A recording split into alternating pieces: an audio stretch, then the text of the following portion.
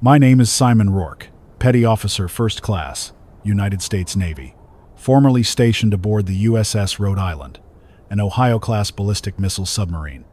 I'm speaking to you now from beneath what I estimate to be at least 80 feet of solid ice somewhere in the North Atlantic, trapped since February, the day the sky burned and the oceans turned into frozen graves. This transmission goes out on the U.S. Navy's emergency channel at 129.50 megahertz. If you're hearing me, you're likely as desperate for answers as I am.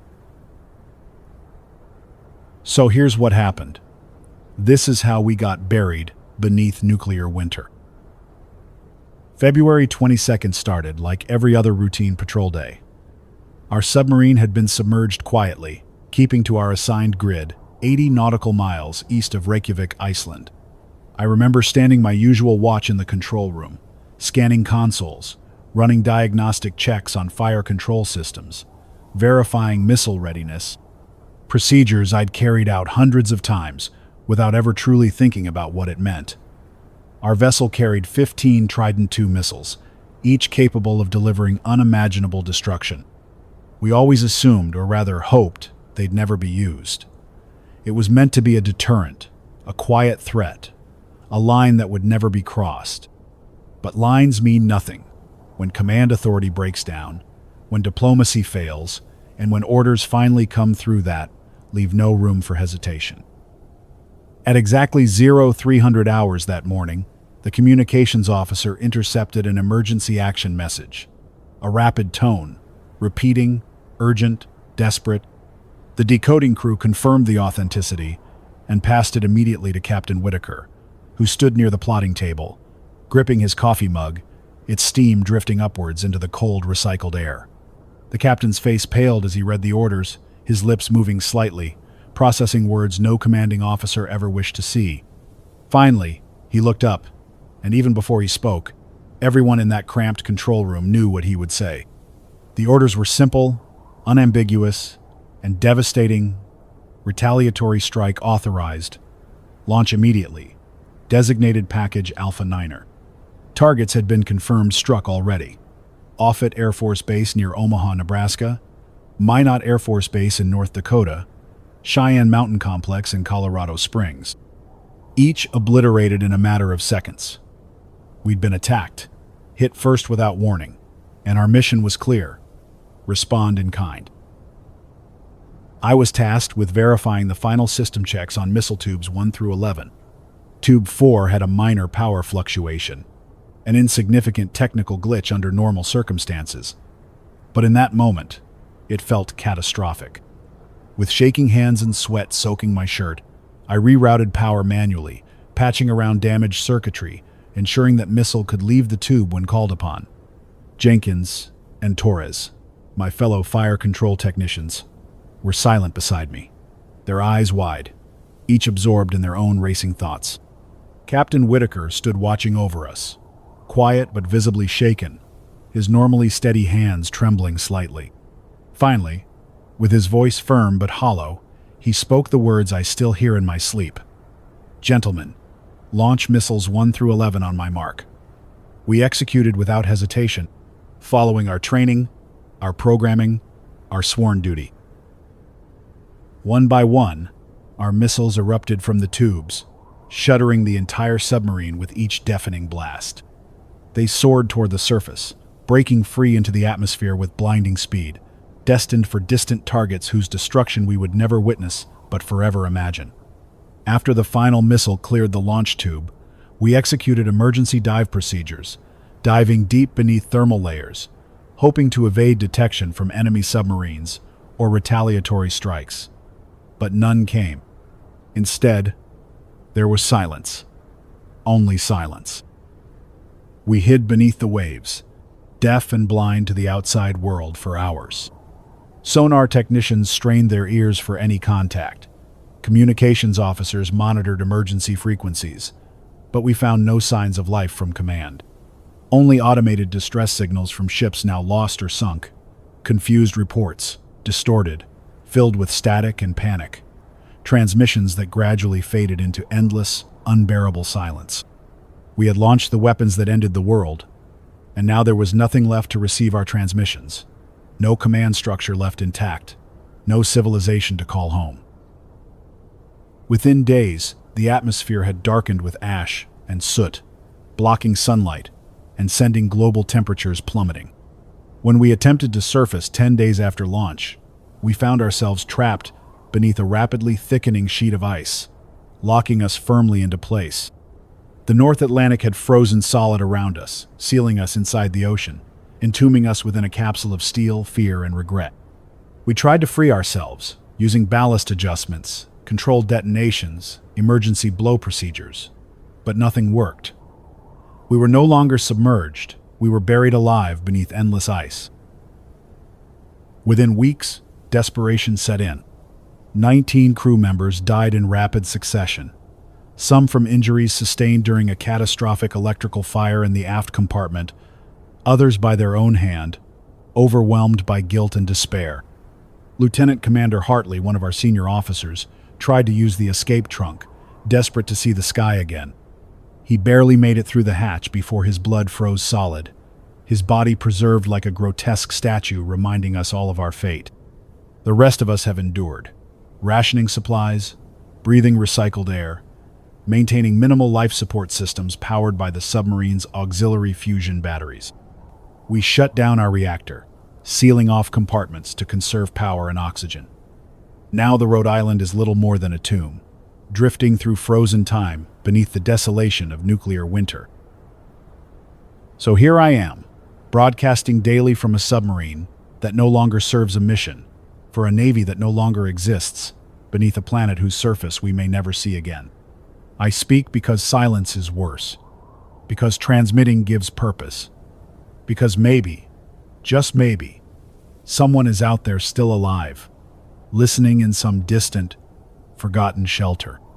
I was born and raised in Rockland, Maine. Grew up fishing the cold Atlantic with my father, who served proudly in the Coast Guard. He always spoke of duty, honor, and the importance of following orders, lessons I internalized deeply. But now those words feel bitter in my mouth. Did following orders save us or condemn us? I have no answers, only memories and regrets. If anyone hears this broadcast, please know we never wanted this. None of us did.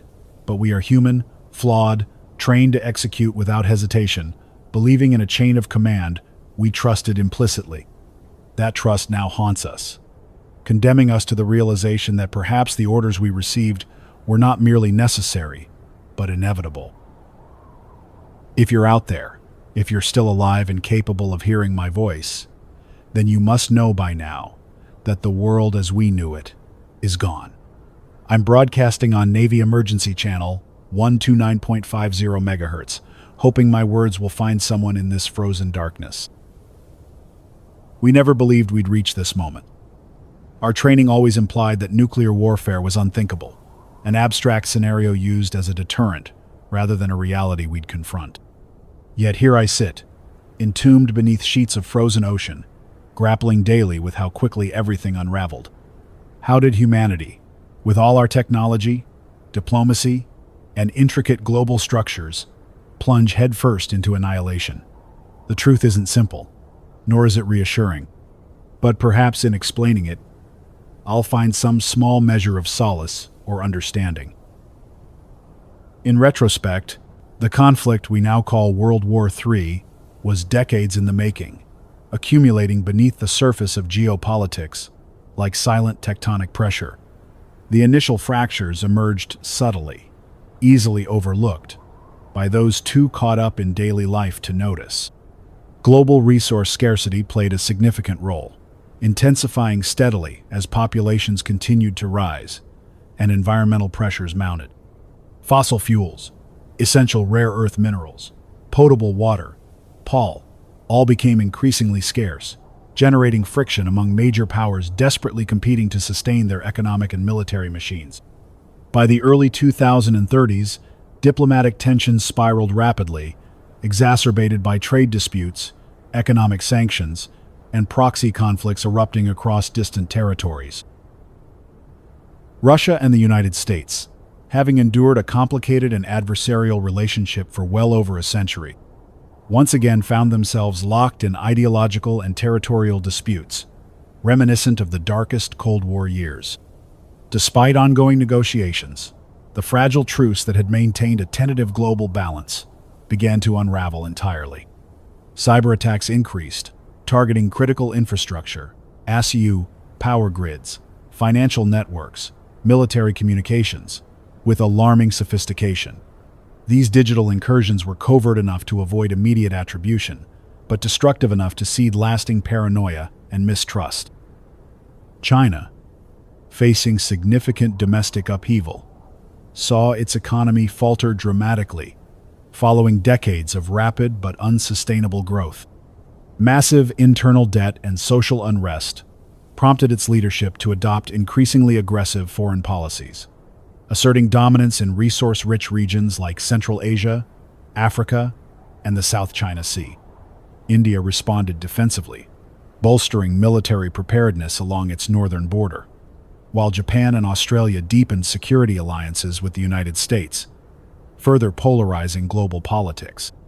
Europe found itself fractured by internal disputes, nationalist movements surging again, weakening NATO alliances, and leaving member states divided on defense commitments. Then came the climate disasters.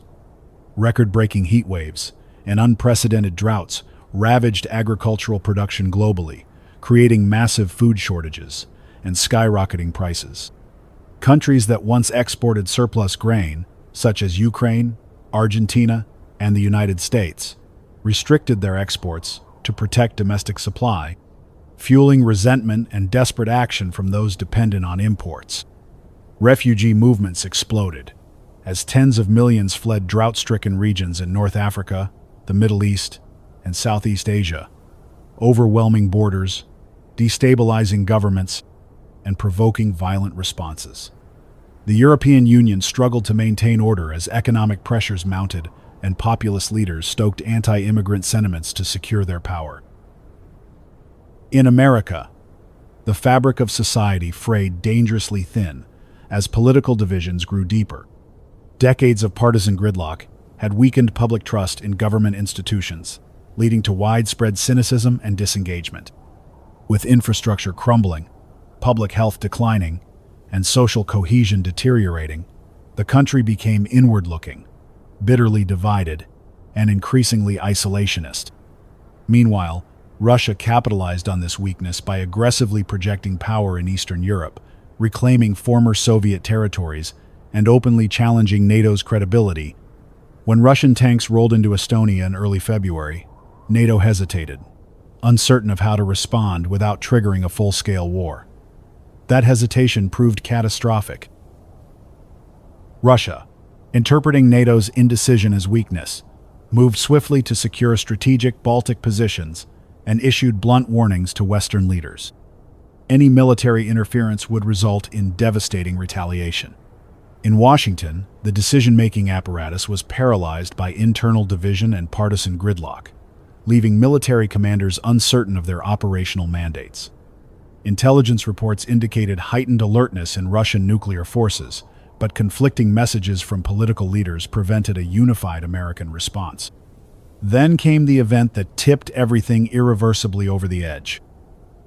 On February 21st, at approximately 1800 hours Eastern Standard Time, a cyber attack crippled multiple radar and early warning systems across the Midwest, temporarily blinding North American Aerospace Defense Command, NORAD. Almost simultaneously, satellite imagery suggested launches from Russian silos, possibly intercontinental ballistic missiles aimed at the heartland of the United States. Though later investigations revealed some ambiguity, possibly intentional interference, decision-makers had mere minutes to react. Panic surged through military command structures, and protocols established during the Cold War automatically took precedence. Within 15 minutes, authorization codes were disseminated to ballistic missile submarines, strategic bombers, and intercontinental missile launch facilities. Retaliation orders went out before confirmation of impacts could be fully verified. It was in that terrible moment, frozen forever in memory, that our submarine received its orders, Fire immediately. Retaliate without hesitation.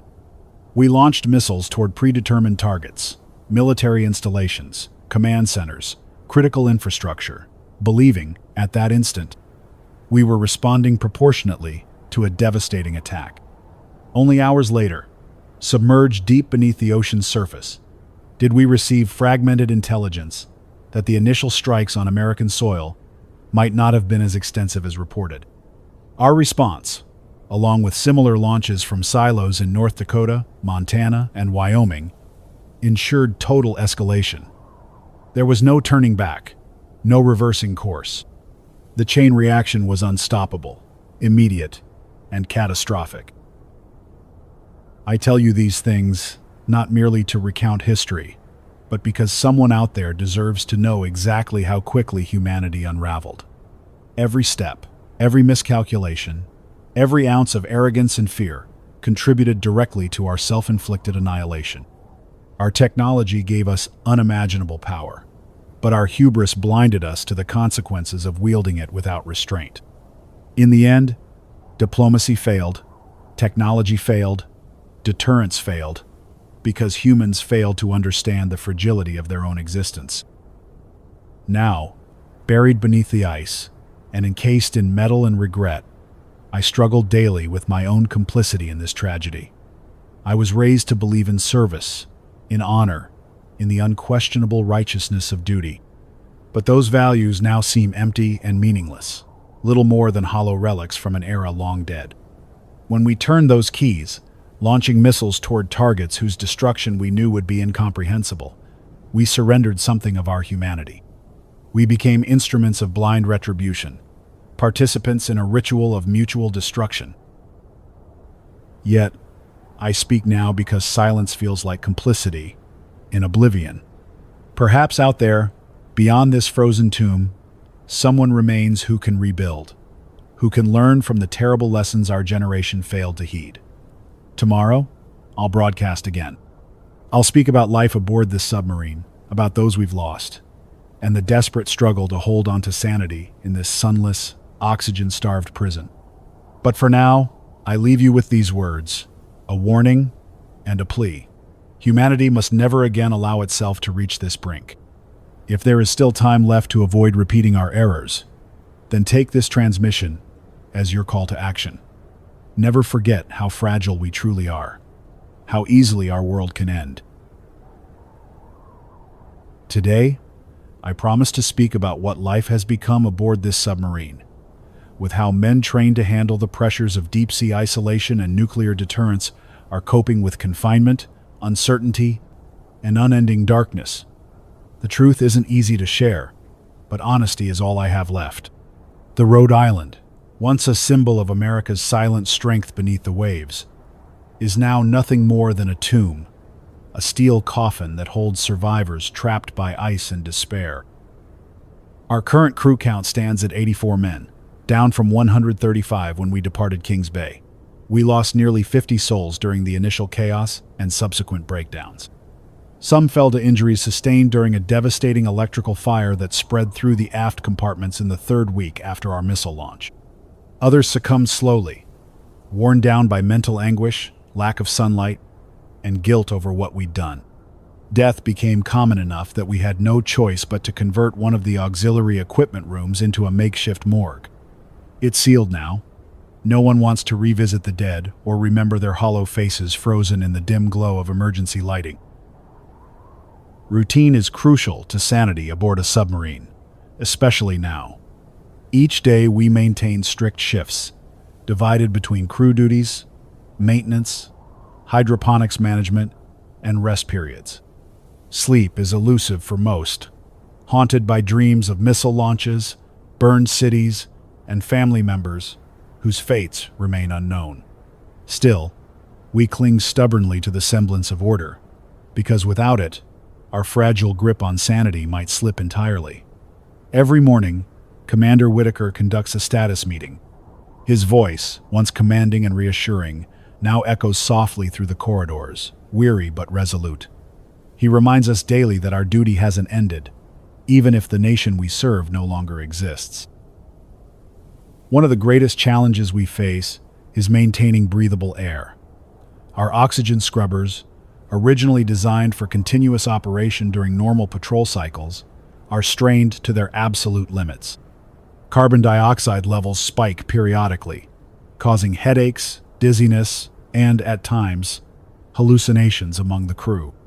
We've learned to ration physical exertion carefully to keep breathing rates low, reducing the demand on our air supply systems. Each breath feels precious now, each lungful of recycled air, a stark reminder of our entrapment beneath this frozen ocean. Food is another dwindling luxury.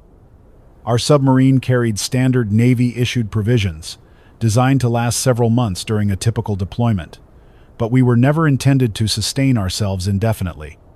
When the ice sealed us beneath the surface, we implemented immediate rationing protocols. Meals became smaller, simpler, and far less frequent. We also established a hydroponics bay in an empty storage compartment, using recycled nutrients and carefully regulated LED lighting powered by our auxiliary fusion batteries.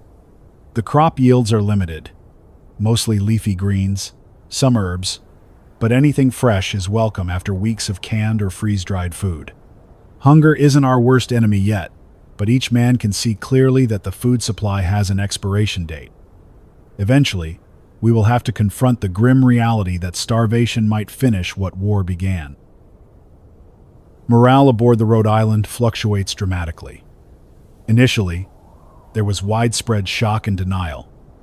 Many crew members refused to believe the world above had truly ended. But as communication channels went silent, and sonar confirmed an eerie stillness across all frequencies, acceptance slowly set in, giving way to grief and depression. Small disagreements among crew members escalated quickly into bitter confrontations. Discipline, once a cornerstone of submarine life, eroded steadily as mental health deteriorated. Commander Whitaker ordered strict measures to restore cohesion. He established mandatory counseling sessions, even conducting some personally. He insists we openly discuss our guilt, fear, and sadness. It helps, but only slightly. Yesterday afternoon, during my maintenance shift in the fire control compartment, Jenkins, my closest friend aboard, finally broke.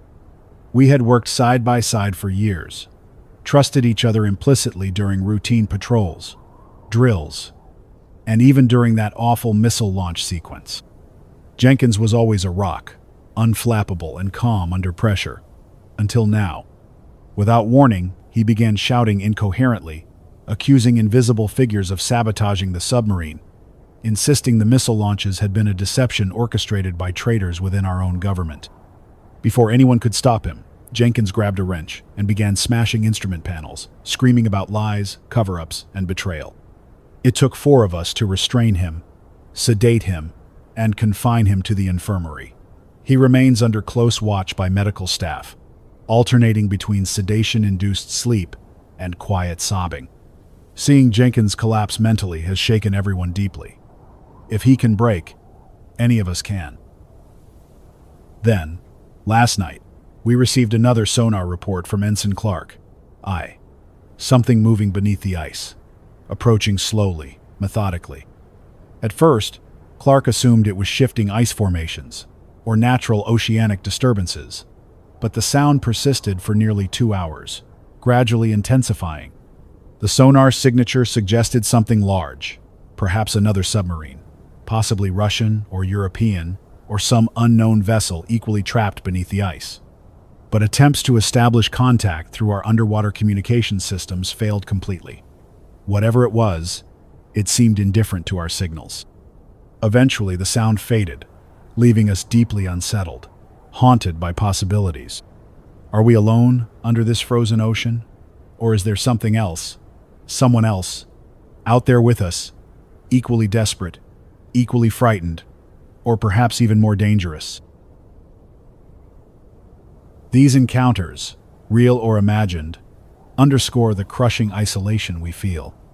With no sunlight, no fresh air, no outside communication, our world shrinks daily, pressing tighter, suffocating slowly. Despite the dread, the crew remains fiercely committed to survival. driven by faint hopes of eventual rescue, or at least escape to some habitable surface zone. We've even begun plotting possible plans for tunneling upward through the ice, using limited explosives and cutting torches stored on board for emergency breaches. These plans, though desperate and perhaps doomed, offer a distraction, a necessary illusion of control in a situation utterly beyond our power.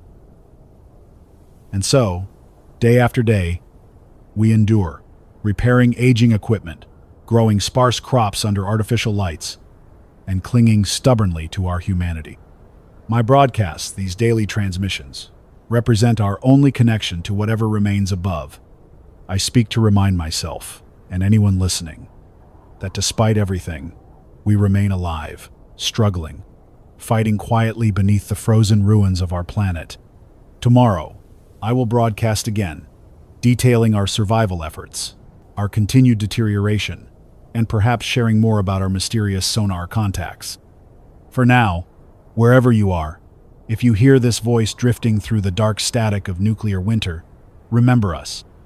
Remember the men buried beneath the ice, condemned by duty, regret, and the unbearable weight of what we've done. Since my last broadcast, our situation has grown steadily more unstable. The submarine systems, once resilient and dependable, are beginning to falter under relentless strain. Electrical shorts have become common, disrupting critical components and plunging entire compartments into darkness without warning. Our fusion battery, PAC, the lifeline powering oxygen scrubbers, heating, and communications, is showing alarming signs of degradation.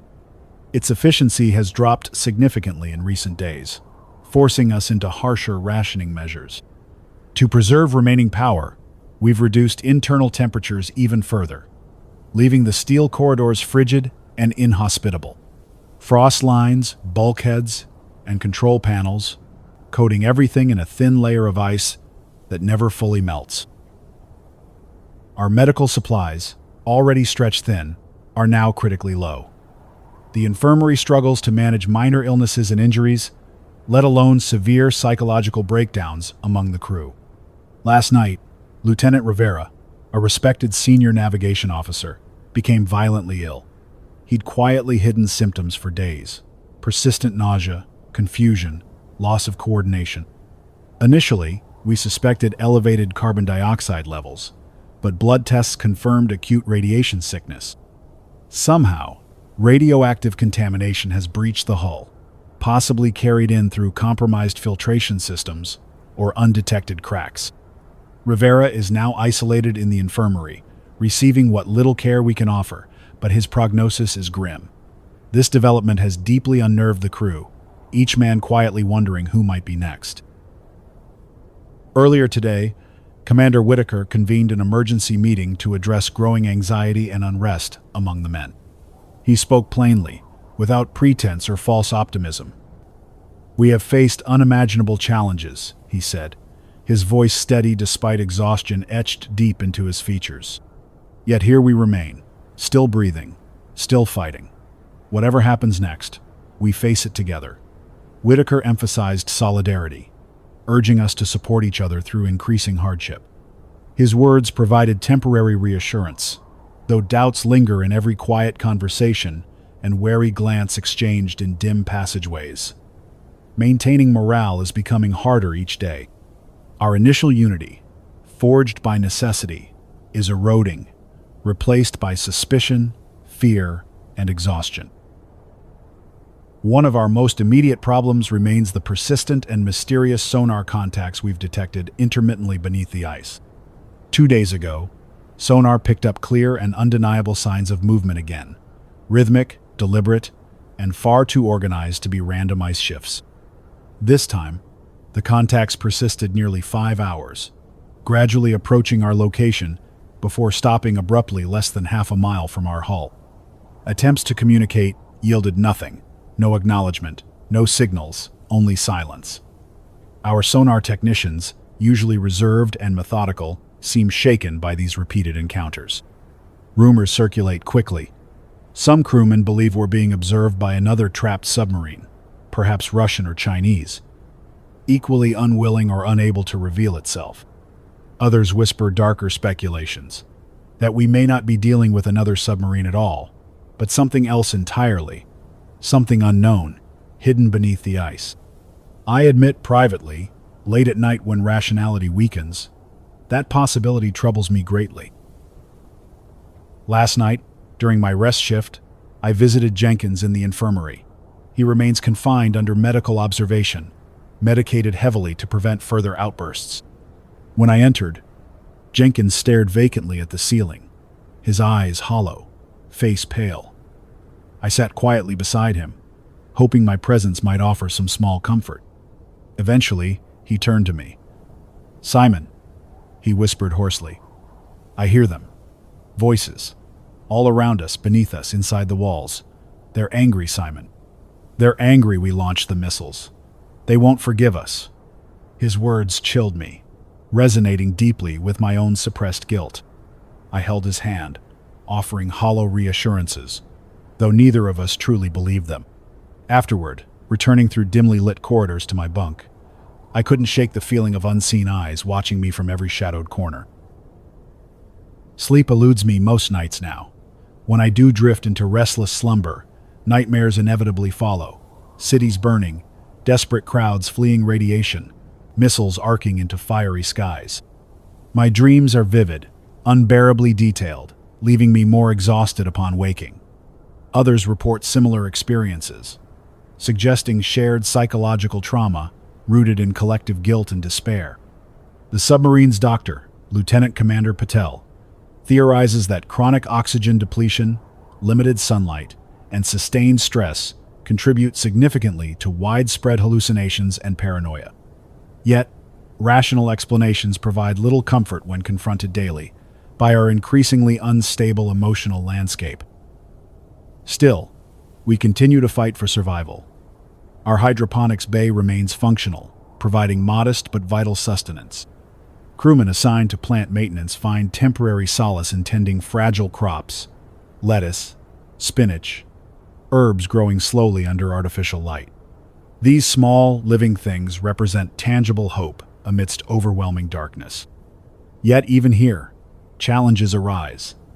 Fungal contamination recently threatened our entire crop supply, requiring immediate intervention and quarantine of affected plants. Though the threat was contained, the incident underscores our constant vulnerability. Additionally, engineering teams recently discovered structural stress fractures along the outer hull, likely caused by immense pressure exerted by shifting ice formations above us. Emergency repairs were completed swiftly, but engineers warn further structural compromises may occur without notice. Any hull breach at our current depth would prove catastrophic. This grim knowledge weighs heavily on every mind, a constant reminder of how precariously we cling to life beneath countless tons of ice and water. Perhaps most unsettlingly, this morning, our communications officer, Ensign Collins, reported receiving a faint radio transmission on an adjacent frequency, 129.55 MHz, slightly offset from ours. It lasted mere seconds, obscured by static, indecipherable, but unmistakably human. We replayed the recording repeatedly, desperate to glean meaning or identify its source. Some speculate survivors broadcasting from another submarine or underground facility, perhaps responding directly to our transmissions. Others suggest interference, residual echoes of transmissions long past, reflections from abandoned satellites or automated distress beacons. Whatever the source, that fleeting message ignited fierce debate. We won't attempt altering frequencies, risking loss of our established transmission path, or remain cautiously observant, monitoring closely in hopes of further contact? For now, Commander Whitaker ordered careful monitoring without immediate response, emphasizing caution over recklessness. And so here we remain, buried in cold darkness, haunted by uncertainty, guilt, and persistent, unanswerable mysteries. Each passing day tests our resolve further, pushing us closer to physical and mental limits. Yet, I persist in broadcasting these messages, believing desperately in the possibility of reaching others. Fellow survivors similarly trapped, isolated, and questioning their own choices. If you hear my voice drifting through static-filled darkness, hold tightly to this knowledge. Beneath the ruin we've wrought, humanity struggles quietly, defiantly clinging to life. Tomorrow, I will broadcast again, sharing whatever new horrors or fragile hopes we've discovered. Until then, remain strong, wherever you are. Petty Officer Simon Rourke, USS Rhode Island, signing off. This is Petty Officer Simon Rourke, transmitting from the USS Rhode Island, buried deep beneath the frozen surface of the North Atlantic Ocean. Frequency remains 129.50 MHz, Navy Emergency Channel. If you're receiving this broadcast, you already know what we've lost, the world above reduced to ashes and ice. But you must also know, as I now realize, that our suffering is not unique. Across every continent, every nation, survivors like us are trapped in their own desperate struggles, coping with horrors unimaginable just months ago. Before our communication lines failed entirely, before the satellites went silent, and the digital networks collapsed under endless cyber attacks and electromagnetic disturbances, we intercepted transmissions from various parts of the globe. Fragmented reports painted a haunting image of global devastation, capturing fleeting glimpses into the daily lives of survivors elsewhere. Even now, isolated beneath the ice, I can't erase these distant voices from my mind. They haunt my thoughts, reminders of shared human fragility and despair. Let me share what we managed to piece together. Perhaps you're among those still enduring in these faraway places. From what remained of Western Europe, especially Britain, France, and Germany, reports spoke of severe radioactive fallout enveloping major population centers. Entire cities were abandoned as radiation swept through densely populated urban areas. Authorities initially attempted evacuation, desperately organizing transport out of Berlin, Paris, London, and other capitals. But highways quickly became congested death traps as panic turned orderly evacuations into chaos. Vehicles ran out of fuel, desperate survivors abandoned cars and fled on foot, only to succumb to radiation exposure days later.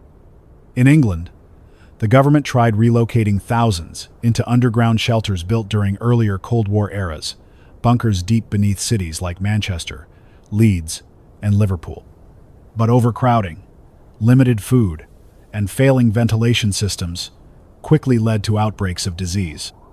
When the power finally failed, many survivors reportedly attempted returning to the surface, accepting a quick death above over prolonged suffering below. Southern Europe suffered differently, yet just as terribly. Italy, Spain, and Greece saw coastal cities flooded by enormous tidal waves, generated by underwater detonations, and collapsing infrastructure along continental shelves. Madrid, though inland, was initially spared from direct nuclear strikes, but faced catastrophic shortages of food and water, causing widespread unrest and violence. Reports briefly reached us of massive riots erupting as citizens stormed military facilities searching desperately for supplies. Rome's ancient streets, filled with refugees, fleeing devastated coastal regions, like Naples, only to find no sanctuary in the capital, just more suffering, amid overcrowded hospitals and crumbling infrastructure. Russia, the country that had allegedly initiated the conflict, experienced devastation equally severe or worse. Fragmented intercepts suggested Moscow and St. Petersburg suffered massive retaliatory nuclear strikes, instantly killing millions and leaving survivors trapped in subways, shelters, and isolated rural areas. Communication breakdowns prevented any coordinated governmental response. Survivors in remote Siberian cities like Novosibirsk and Krasnoyarsk broadcasted desperate pleas for help, describing temperatures plunging rapidly as nuclear winter descended. Without central authority, small communities struggled independently, battling intense cold, starvation, and radiation sickness. We received scattered signals from Asia, specifically China, Japan, and South Korea, revealing different but equally grim fates. Chinese cities like Beijing and Shanghai were decimated early, destroying critical logistical and governmental centers. Yet, initial transmissions indicated rural provinces fared slightly better initially, at least temporarily. Millions fled cities, overwhelming smaller towns ill-prepared for influxes of desperate refugees. Disease quickly spread due to inadequate sanitation, medicine shortages, and contaminated water supplies. Japan, densely populated and strategically targeted, suffered catastrophic loss of life. Tokyo vanished beneath clouds of radioactive ash. Survivors fled inland toward mountain villages, where harsh winter conditions quickly made survival impossible for many. In South Korea, Seoul was devastated instantly by nuclear strikes targeting key military installations near the demilitarized zone. Reports briefly surfaced from coastal Busan, describing refugee camps overwhelmed by survivors fleeing northward, facing shortages of all essentials, food, medicine, shelter, amid bitter cold and radioactive contamination. Australia, geographically isolated, yet economically interconnected with Asia, initially appeared to escape major direct nuclear hits. However, its people suffered from severe environmental aftershocks, especially radioactive fallout, drifting southward from northern hemisphere strikes. Coastal cities such as Sydney, Melbourne, and Brisbane faced mass evacuations inland toward sparsely populated regions, already struggling with drought. Refugee camps became overwhelmed by resource shortages and social unrest. The Australian government initially broadcast emergency instructions widely, urging citizens toward designated safe zones in remote interior locations. Yet many of these safe zones quickly became overwhelmed, unable to provide necessary water, food, and medical care for so many displaced survivors. In Africa, though less directly targeted in the nuclear exchange, repercussions were immediate and devastating.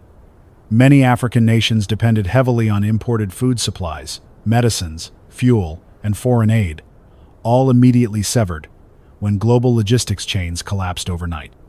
Starvation spread rapidly across urban centers, like Lagos, Nairobi, Johannesburg, and Cairo, as supplies vanished entirely.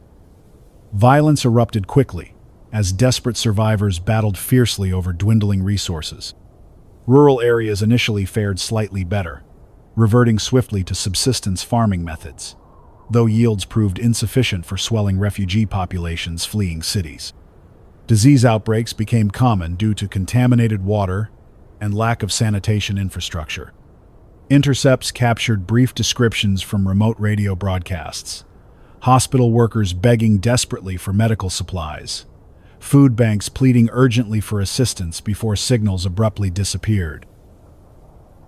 South America, particularly Brazil, Argentina, and Venezuela, initially faced fewer nuclear strikes directly but quickly succumbed to economic collapse caused by global disruption. Hyperinflation swept across nations already struggling economically, quickly rendering currencies worthless and causing rapid social collapse.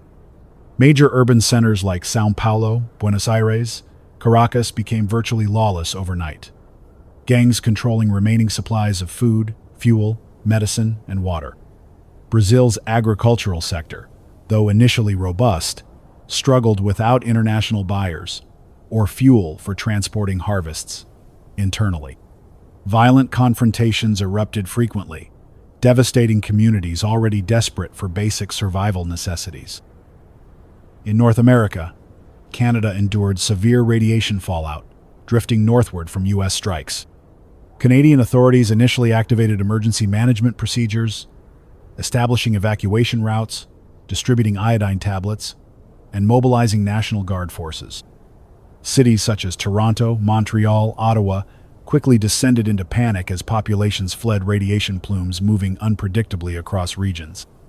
Western provinces like Alberta and British Columbia faced mass influxes of American refugees, desperately crossing northern borders, seeking safety, overwhelming local resources, and triggering violent confrontations between residents and displaced migrants, desperate for shelter and supplies.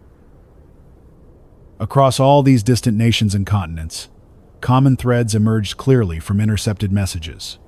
Desperation, resource scarcity, breakdown of social order, and pervasive despair. Each radio broadcast we heard represented voices crying out helplessly into darkness. Pleas for rescue, assistance, even just acknowledgement that others still lived elsewhere.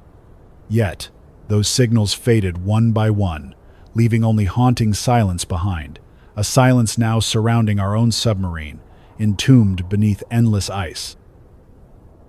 I share these scattered global stories now to remind anyone hearing this broadcast. Our suffering is not isolated, our tragedy not unique. Across every corner of Earth, survivors struggle daily against unimaginable hardships born from humanity's greatest failure. Our collective descent into self-destruction. If you're out there hearing these words, wherever you might be, hold tightly to this truth. We are connected still, despite distance, darkness, and despair. Tomorrow, if power and life persist aboard this frozen submarine, I will broadcast again. Petty Officer Simon Rourke, USS Rhode Island, signing off. Today marks exactly 4 months since we received the orders that ended our world. 4 months since we fired missiles we believed necessary for survival, unaware we'd be sentencing ourselves and countless others to this bleak and desolate existence. During that short, yet infinite time, I've watched my crewmates change dramatically, hardened and hollowed by the unrelenting pressures of confinement and regret. Our initial shock at the catastrophe has settled into a constant ache, a heavy burden carried by each of us silently, day by day. Commander Whitaker continues doing everything within his power to maintain morale, yet his face grows gaunt, shadows deepening beneath his eyes. Yesterday morning, while I stood duty in the communications compartment, he came quietly to sit beside me, nursing a cold cup of coffee. For several moments he said nothing, eyes fixed on the console lights blinking softly in the dim silence. Finally he spoke, voice low and weary. "Simon, we were trained to prepare for the unthinkable, to face every imaginable scenario. But no training prepared us for this. Waiting helplessly beneath the ice, knowing everything we swore to protect no longer exists. I wonder sometimes if surviving isn't a crueler fate than perishing instantly in the flames above." I offered no reply. None was necessary. The truth in his words resonated deeply, haunting my thoughts throughout the day. Our sonar continues picking up strange, intermittent contacts beneath the ice, movements we initially attributed to shifting icebergs or ocean currents.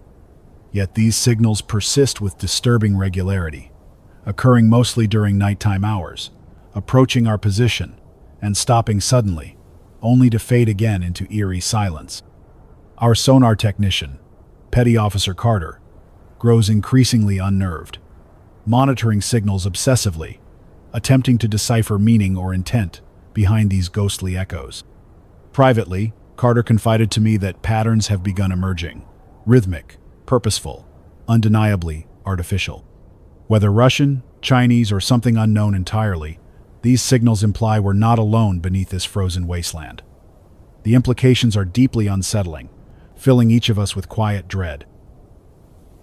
Despite our isolation, our crew remains determined to maintain what control we can.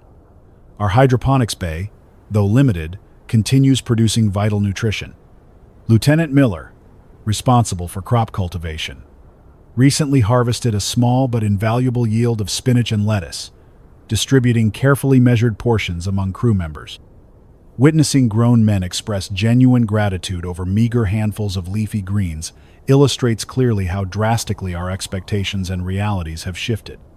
Food, once abundant and taken for granted, has become precious currency, reinforcing vividly how desperate our circumstances truly are.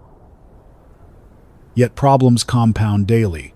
Our reactor remains shut down, relying entirely on backup fusion batteries, strained far beyond intended limits. Engineers report concerning fluctuations in power output, warning us to brace for potential failures soon. In response, Commander Whitaker ordered strict new conservation protocols. Lighting reduced dramatically, temperature lowered further, hot meals eliminated completely, replaced entirely by cold rations. Cold seeps relentlessly into our bones, leaving fingers numb and faces pale beneath flickering emergency lights. Mechanical failures also increase alarmingly. 2 days ago, ventilation fans abruptly ceased, temporarily trapping crewmen in a compartment, rapidly filling with toxic carbon dioxide. Swift emergency procedures saved lives, but the incident starkly reminded us how precarious our survival remains. Medical issues escalate too. Lieutenant Rivera succumbed yesterday morning after a harrowing struggle with radiation sickness. A solemn ceremony was held briefly in the torpedo room. Crewmen assembled silently around his carefully wrapped body, each man confronting mortality anew. Dr. Patel, exhausted and overwhelmed, warned gravely afterward that Rivera likely represents merely the first casualty from radiation exposure. Scans confirmed elevated radiation levels within several compartments, suggesting minute cracks developing silently across our hull. Tiny fissures, invisible, yet potentially fatal. Repair teams work constantly, sealing and reinforcing compromised areas, knowing each temporary solution buys mere days or hours, never truly solving underlying problems. Last night, I revisited Jenkins in the infirmary. He remained subdued under constant medical supervision, condition unchanged, eyes vacant, mind withdrawn. I sat quietly beside his bed, trying vainly to engage him in conversation, offering snippets of news or memories from previous deployments. Eventually, Jenkins turned slowly, fixing me with haunted eyes. "Simon?" he whispered weakly, voice trembling. "Do you remember that time in Scotland? The pub near Holy Loch? Before deployment?" We laughed about how easy our jobs felt compared to regular sailors. We joked about never having to fire missiles. But now we've done it, Simon. We ended everything. Tell me, how do we live with that? Squeezed his hand reassuringly but offered no answers, because none exist. Jenkins' words pierced my heart deeply, echoing endlessly through my mind afterward. We also received another strange transmission yesterday. Faint, distorted, barely audible beneath layers of static. Ensign Collins replayed recordings repeatedly, attempting desperately to extract meaning or identify origins. Some crewmen speculate survivors broadcasting from other trapped vessels or distant shelters hidden beneath nuclear ruins. Others suggest residual signals, echoes, reflecting endlessly between satellites long abandoned or atmospheric disturbances created by radioactive storms raging continuously above. Whatever the source, each fleeting message ignites fierce debate aboard the submarine.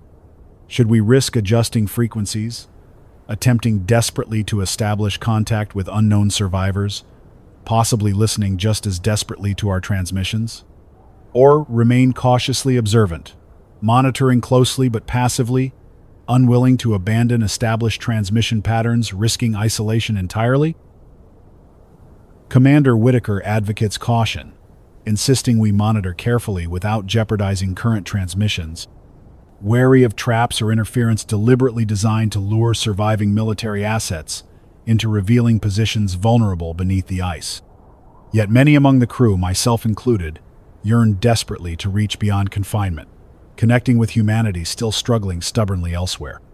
We understand clearly risks inherent in communication attempts, yet hunger deeply for human interaction beyond our steel walls and endless ice above. Isolation weighs heavily upon each soul aboard Rhode Island, amplifying every fear and uncertainty, haunting sleepless hours spent alone beneath cold blankets.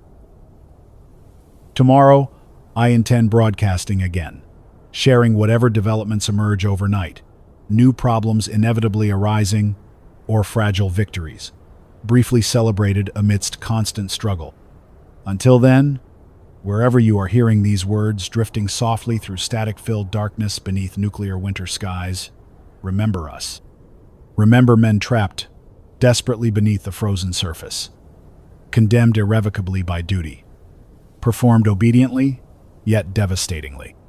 If survivors remain listening still elsewhere, hold tightly to hope, because beneath ruinous consequences wrought by collective human failure exists stubborn resilience, persisting defiantly, despite overwhelming despair.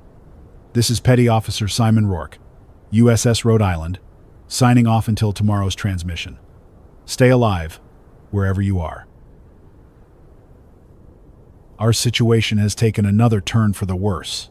This morning, just after 0700 hours, the auxiliary fusion battery we depend on for life support systems began to fail.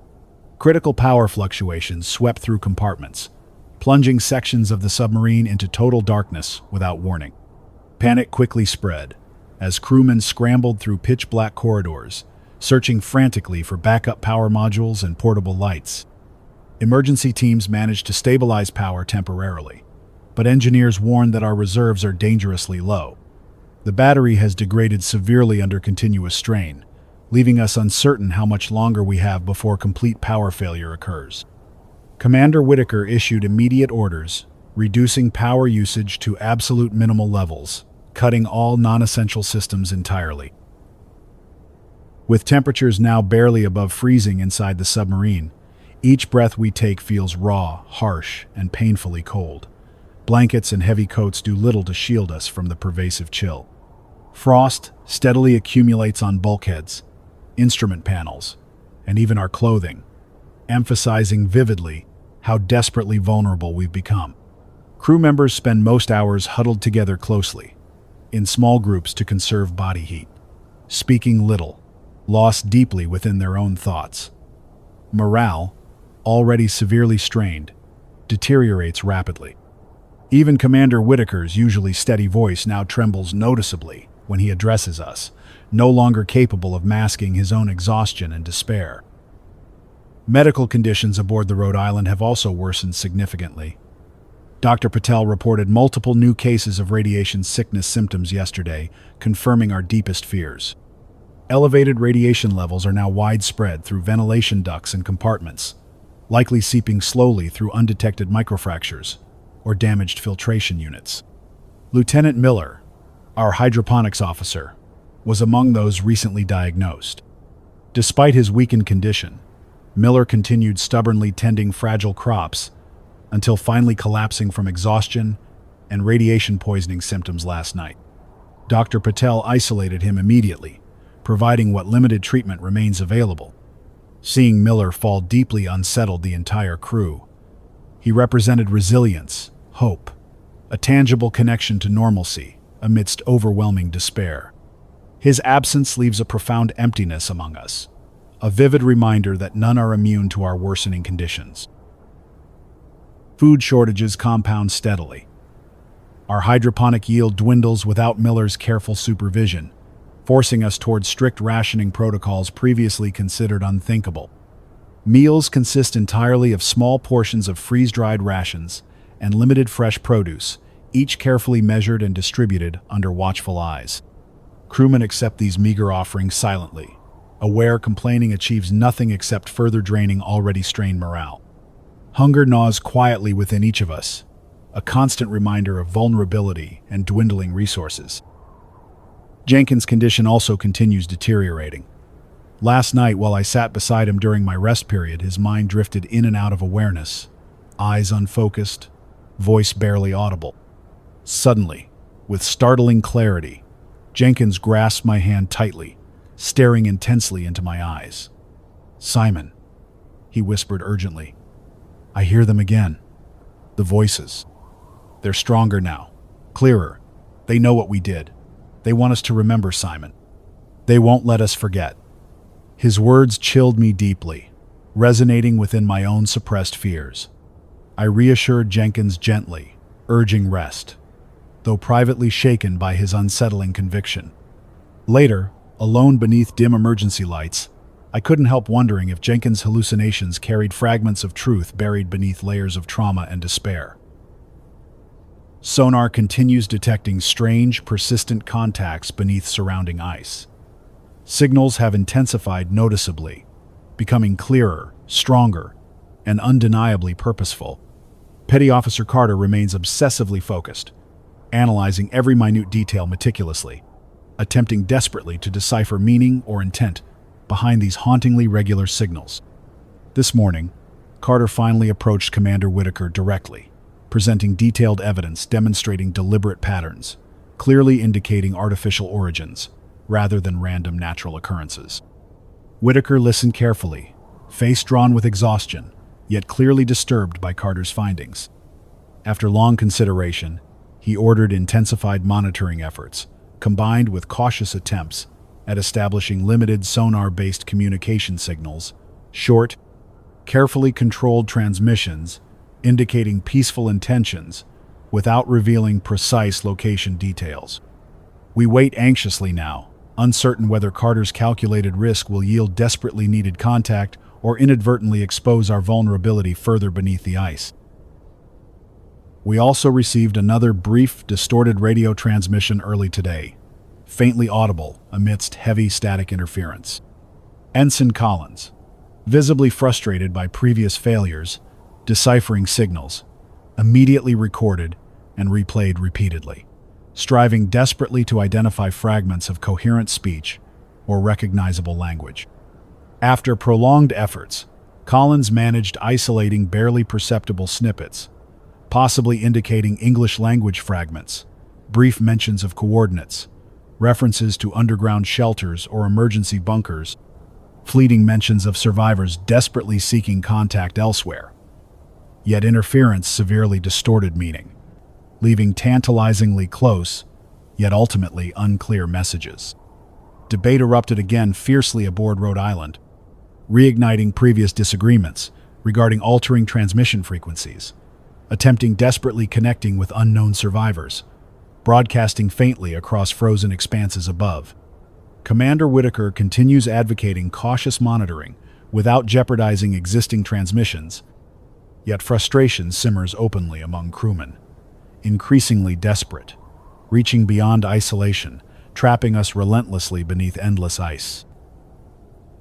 Personally, I grapple constantly with conflicting desires, yearning deeply, connecting outwardly with other survivors, similarly trapped yet terrified, inadvertently betraying, remaining security, risking further vulnerability beneath crushing ice.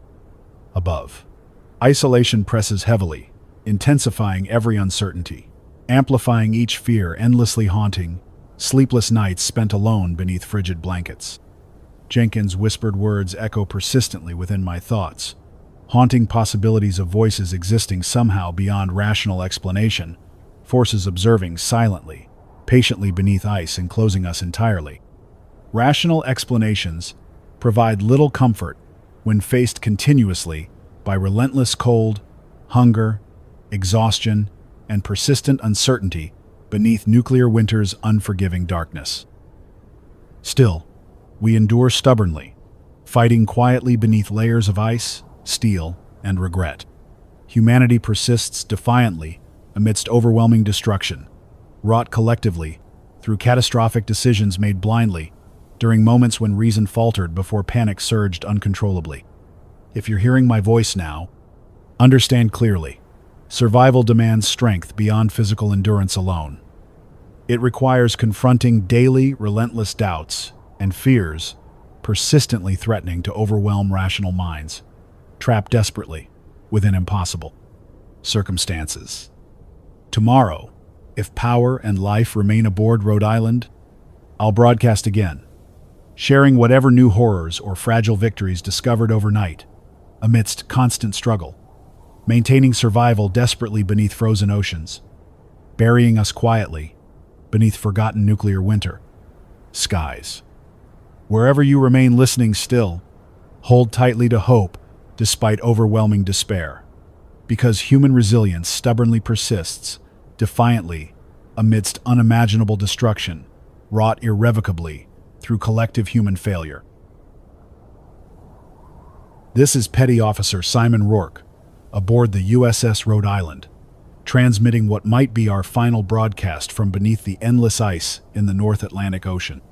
Frequency remains constant at 129.50 MHz, Navy Emergency Channel, If anyone can hear my voice, let these words serve as our record, our final statement from a place that humanity forgot. We've reached a critical point. Our auxiliary fusion battery is almost entirely depleted, its energy reserves now barely sufficient to maintain basic life support and these limited transmissions.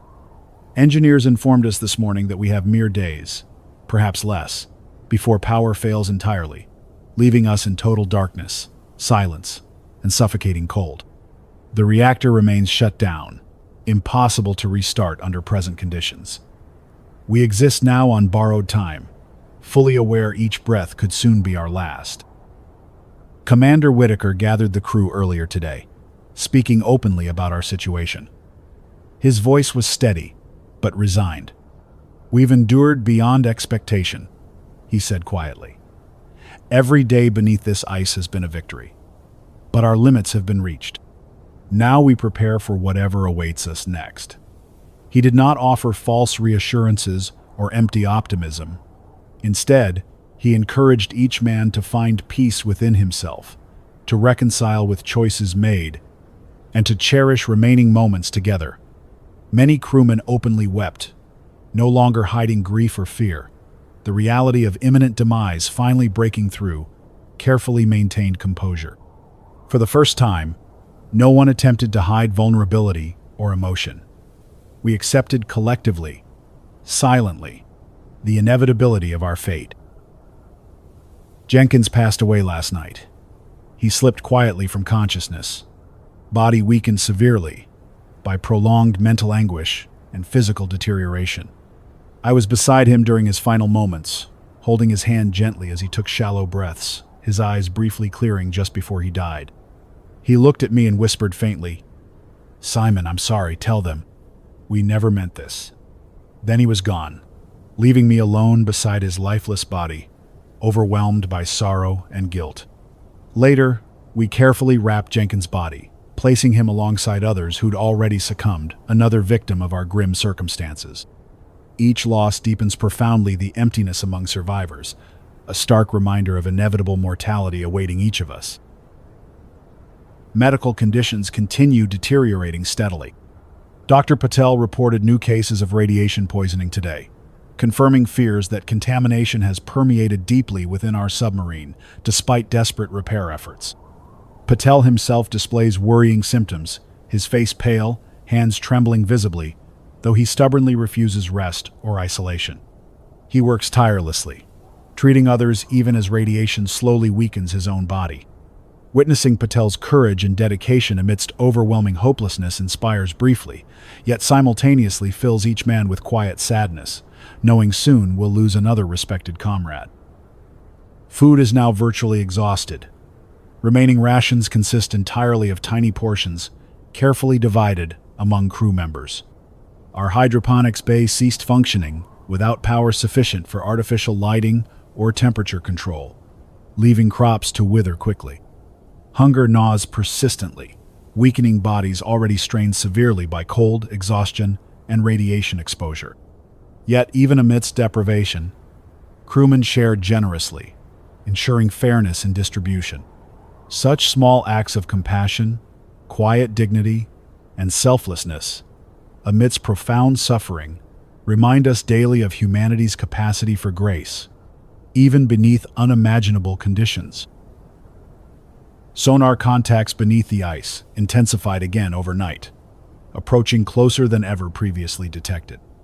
Petty Officer Carter remains fixated obsessively, attempting desperately interpreting intent behind persistent signals, now audible clearly, rhythmic, and undeniably artificial. This morning, Carter approached me privately, visibly agitated. "Simon," he confided urgently, voice strained. "These signals, they're not random. They're responses, deliberate attempts communicating directly with us. Whoever or whatever's out there knows exactly where we are." His words chilled me deeply, confirming suspicions privately held yet never voiced openly. If Carter is correct, our isolation beneath the ice may soon end abruptly, though whether through rescue or destruction remains uncertain. Commander Whitaker ordered intensified monitoring, combined with continued cautious attempts, establishing limited sonar communication. This afternoon, we transmitted brief, controlled sonar signals indicating peaceful intentions, desperation, and urgent request for assistance. Immediately afterward, we detected rapid responses approaching swiftly beneath surrounding ice, confirming undeniably intelligent, purposeful origin. Tension aboard submarine escalated sharply, crewmen gathering anxiously near sonar compartments, awaiting further developments breathlessly.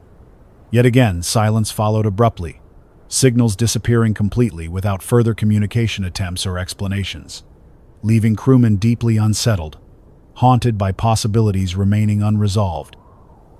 We also received another faint radio transmission earlier today, more distinct than previous attempts, fragments audible amidst heavy interference.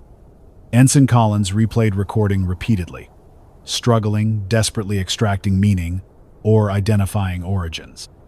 Finally, Collins isolated brief, coherent phrases, references clearly indicating underground facilities, shelters, and emergency coordinates, possibly broadcasting survivors, desperately reaching outwardly, seeking contact amidst nuclear ruins above. Yet interference severely limited clarity, leaving tantalizingly incomplete messages, tantalizingly close, yet ultimately unresolved. Debate erupted fiercely again aboard submarine, regarding responding openly, risking vulnerability further beneath ice, versus maintaining cautious silence despite desperation, increasingly overwhelming rational caution. Commander Whitaker advocated cautious approach, yet clearly disturbed deeply by implications contained within fragmented messages received. Personally, I grapple constantly with conflicted emotions, yearning deeply, connecting outwardly, amidst persistent isolation, yet terrified, inadvertently, compromising remaining security, risking further vulnerability, beneath crushing ice enclosing us entirely. Isolation presses relentlessly, intensifying every uncertainty, haunting endlessly, sleepless hours spent alone beneath frigid blankets. Jenkins' final words, echoing persistently, reminding vividly shared guilt, irrevocably condemning our souls quietly beneath nuclear winter skies.